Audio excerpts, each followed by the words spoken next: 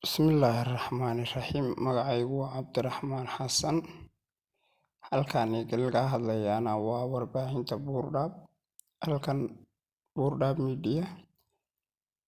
Marka mowduucaygan halkan raba inaan kaga hadla maanta waxa weeye arrin aan muddooyinkii dambe baraha bulshada iyo warbaahinta ka maqlayay oo ah gabadh lagu magacaabo Fahime Yuusuf Quuje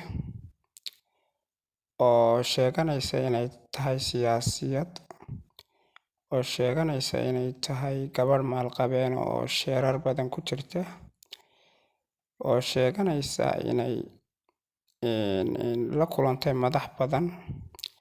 Fahime anigu 2017 ayaan ku kulannay magaalada Hargeysa. Fahime marka hore maaha gabadh aqoon-yahanada oo aqoon fara badan leh ama jaamacad ka baxday ama dugsi sare dhammaysatay. Maaha class 8 bay kaga baxday waxbarashada. Waana gabadh aan aqoon lahayn. Way jirtaa madaxay la kulantay dhanka ha noqoto xagga Somaliland, ha noqoto dhanka Puntland, ha noqoto dhanka Soomaaliya.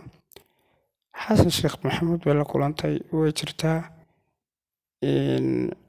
Anigu Fahime waxaan u aqaanaa gabadh ka ganacsata jidhkeeda. Marba ninka madaxa ah ee xilka haya ee aada loo taageersan yahay la tumata, kadibna ay dhaqaale kaga doonta, dhaqaalena ka qaadata. Yaan u aqaanaa. Anigu Hargeysa waxaan ku arko ay la tuman jirtay ama la baashaali jirtay ama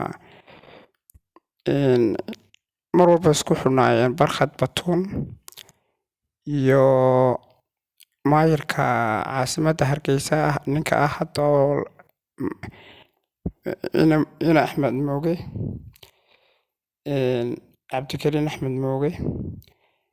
Dhanka kale Soomaaliya ra'iisul wasaareyaal badan oo xilal soo qabtay la tumatay oo dhaqaale ka samaysatay. Dhanka Puntland way jirtaayo ninka la yiraahdo Diyaano ee la tartamayay berigii dhaweyd madaxweyne Dani bay la tumatay. Sidoo kale dhanka Puntland waxaa jirta gabadh geesiyad ah oo Nimco Cudoon la dhaho, Garowe ka xoreysatay inay Nimco Fahime soo gasho oo ceebteeda iyo wixeedaba taqaana inay tahay gabadh jidhka ka ganacsata. Gabadhaasay Garowe u geli weyday. Gabadhaasay Garowe ka soo masaafurisay, laakiin Hargeysa iyo Muqdisho ahayd labada meelood aad ugu tumatay, iyadoo nimankaas xilalka haya aad ay ula tumatay. Marka Fahime taariikhdeedu maaha taariikhda madmadow ku jira, waa taariikhda mugdiga ah ee aan wax allaale waxay tahay jirin. Laakiin baryihii dambe khaladaadkii dhacay ee Somaliland gacanteeda ay kaga baxday magaalada Laascaanood. Ileen Somaliland awood lagagama soo xoreyne maamulka SSC du awooday ku qabsadaan may haynin, laakiin khalad xagga Somaliland laftigeeda ka dhacay baa sababay in ciidanku uu dib uga soo baxo. Taasaan arkay iyadoo guulo ka sheeganaysa oo leh gabadh caynkan aan ahay, gabadh noocan aan ahay, gabadh. Taasaana caawa igu kaliftay inaan warbaahinta Buurdhab Media la hadlo oo aan cod u soo duubo.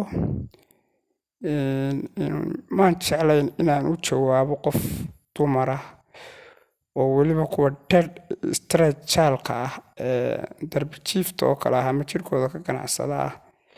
Laakiin tana ayuu sababtay inaan codka u soo duubo. Waan idin salaamaya dhammaan bulshada reer Somaliland gudaha iyo dibadda meel aad joogtaan.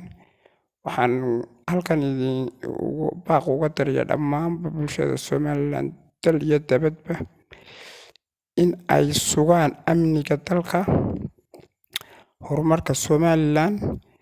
Waan ognahay Somaliland dhammaan shanta Soomaaliyeed kale horumarka ay gaadhay way ka xun yihiin.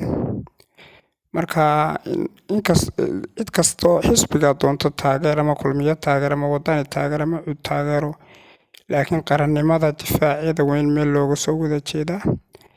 ciidamada qaranka jamhuuriyadda somalilandna la isbarbar taagaa. insha allahu tacaala guul baan u rajeynaya dhammaanba shacabka somaliland. doorashadiina way nagu soo dhowdahay, isbedel baa loo baahan yahay in muu meesha baneeyo muuse lana doorto hogaamiye siyaasiya. Iminka dalku xaaladuu ku jiro waynu ognahay inuu xaalad baaba ah, dhaqaale darro, shaqo la-aan, burbur ciidan intaba uu ka jiro. markaa muusena wuu ku fashilmay siyaasadda arrimaha dabadda iyo arrimaha gudahaba. markaa waa in la helaa hogaamiye dib u soo nooleeya qarannimadii super power somaliland, quwaddii somaliland ay ku lahayd geeska africa. insha allah tacaala dhammaanba bulshada reer somalilandna waa inay guntiga u xidhato. marka waan idin salaamaya, waa mahadsan.